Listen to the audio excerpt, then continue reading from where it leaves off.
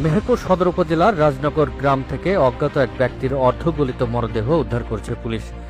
বৃহস্পতিবার বেলা 12:30টার দিকে মেহেরপুর চুয়াডাঙ্গা প্রধান সড়কের রাজনগর মোল্লাপাড়ার ফারুকের বাঁশবাগানের নিচ থেকে অজ্ঞাত ব্যক্তির মরদেহটি উদ্ধার করা হয়।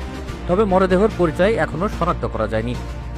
জানা গেছে, বৃহস্পতিবার দুপুরের দিকে রাজনগর মোল্লাপাড়ার ফারুকের বাঁশবাগান থেকে দুর্গন্ধ বের হলে এলাকার এক নারী বাঁশবাগানের ভিতরে প্রবেশ করে।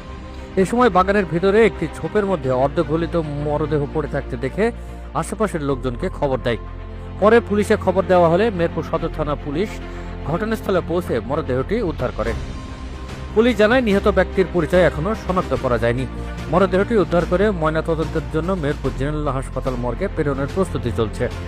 মেহেরপুর সদর থানার ভারপ্রাপ্ত কর্মকর্তা ওসি তদন্ত শিমুল কুমার দাস জানান, খবর পেয়ে পুলিশ ঘটনাস্থল থেকে মরদেহটি উদ্ধার করেছে। নিহত ব্যক্তির পরিচয় শনাক্তের চেষ্টা চলছে। ময়নাতদন্তের প্রতিবেদন পাওয়ার পর মৃত্যুর প্রকৃত কারণ জানা যাবে। এটা আমরা অনুমান একটার দিকে লোকমুখে জানতে পারি যে রাজনগর রাস্তার পাশে, মেইন রোডের পাশে একটা অজ্ঞাতনামা লাশ পড়ে আছে। তো আমরা সাথে সাথে আমার উদ্বোধন কর্মকর্তা সহ আমরা ঘটনাস্থলে আসি। ঘটনাস্থলে এসে আমরা ঘটনাস্থল পরিদর্শন সহ আমরা ডেড বডির যে অবস্থা দেখছি, মোটামুটি একেবারেই ডিকম্পোজ বলা যায়। যার কারণে শনাক্ত করা সম্ভব না।